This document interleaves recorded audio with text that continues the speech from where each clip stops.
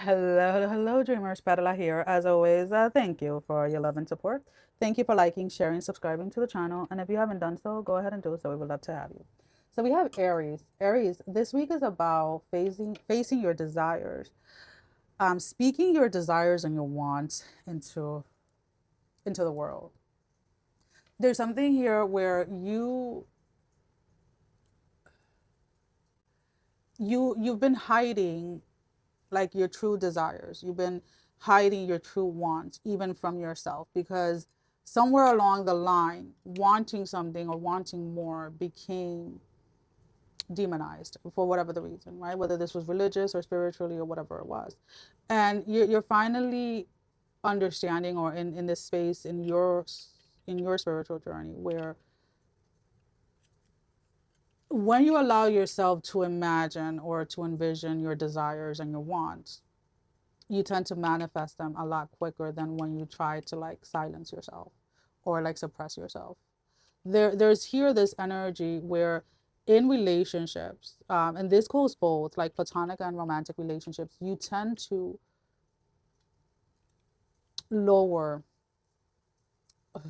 lower your expectations, dim your light, not ask for much, try your best to be content with what is given and not ask for more. And I don't know why I have to say it like this, but and again, use your own discernment. For you specifically, Aries, for those of you that are listening and you are resonating with this, that very much seems against who you are. The more you suppress, the more you deny, the more stuck you feel. The more stuck you feel. And there's something where you're either like experimenting within this space this week or whatever it is, but you are allowing your desires to be heard, even if it's just you writing them down, even if it's just you talking to, your spiritual guides or whatever by yourself. There is a sense here that there is a, why is it coming in like that? I don't know where this is going, but there is a what is it? Patriotic, I guess, patriotic. I don't know why it's coming in that way, guys. I'm really trying to understand what this message means. Because a patriotic conditioning to this, meaning you were either raised in a household where, like everybody had a role to play. Okay, now I know where you're going. So, like, let's put it this way, like, in our culture, like I was born in Dominican Republic. I was raised in the US, but I was born there. So I was born with a lot of the Dominican culture, right? And one of the main things growing up was that the women clean, right? We clean, we do the laundry, we do everything, and the men just work. They pay the bills, etc. Until this day, I still have cousins that this is how they live, and so the men don't really learn how to cook or anything like that. But it's like you want different from what you were brought up. But up to this point, you've had a hard time speaking that out. So like I remember when I was a teenager, we used to live in a really ghetto place. Not the best place I would say to raise a family, but we used to have to go to the laundromat because we didn't have laundry in our building. And I remember, like, for a very long time, I used to have to do everyone's laundry because I was the only girl that was not working, right, out of my sisters and things like that. And most of my sisters are older, so they moved out.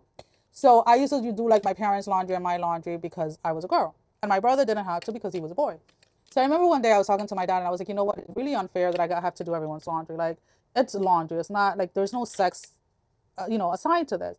And I remember like he would like what he started doing was like I first started telling him that I liked this very specific laundromat. So he would have to drive me there. So that was my way of getting him to participate, right? Instead of doing laundry in the corner laundromat because I didn't like it. And then those drives of him driving me and picking me up, it was like a 15-minute drive. Then it got to the point where he was just like, oh, I'm just gonna stay and I'm gonna help you load the washers. And I'm like, okay. And then eventually it became into a space where my dad was doing laundry with me, right? And it was against everything, like it was against how he was raised and things like that. So then eventually he would tell my brother like, oh, you have to go do the laundry with her, right? And it was like something that was very simple ended up changing the dynamics of things, right? And even now as an adult, like every time my dad comes over, like he's always like, oh, show me how you make this. And like I'm constantly showing him like how I make different dishes and things like that he enjoys, so that when he goes back home he can make it for him and my mom, and she doesn't have to be the only one cooking. right?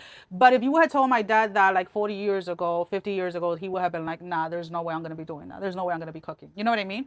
So it's almost kind of like that dynamic where you're breaking free from something that you were taught and that you honestly believe was the natural occurrence of something. And now you're moving away from it.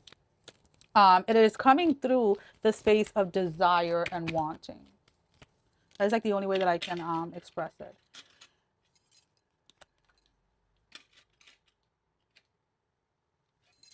You are going to have to learn to deal with what people around you are going to think and assume in regards to this, but you can't allow it to become your identity. And I think that this is the space where you're walking into, like, yes, everybody can have their perception and their opinion on how it is that I choose to live my life, but that doesn't have to be my reality unless I choose it to. Like, that doesn't have to be my identity unless I give it that space to become it.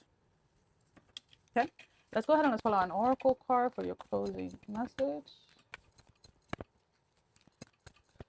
Alrighty.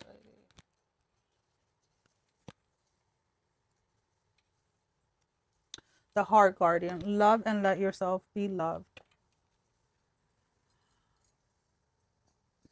You've put a lot of restrictions around yourself and about and around like how it is or what it is, how it is that you have to show up in order to be loved or in order to love others. And I feel that this is where there is a desire to be seen and to be loved exactly as you are and not necessarily as how others want you to be or how others are expecting you to be. And this is the journey or the part of the journey that you are in during this time. Well, that is all that I have. Sending every single one of you love, strength, and blessing, guys. Take care. Love you all. Bye bye.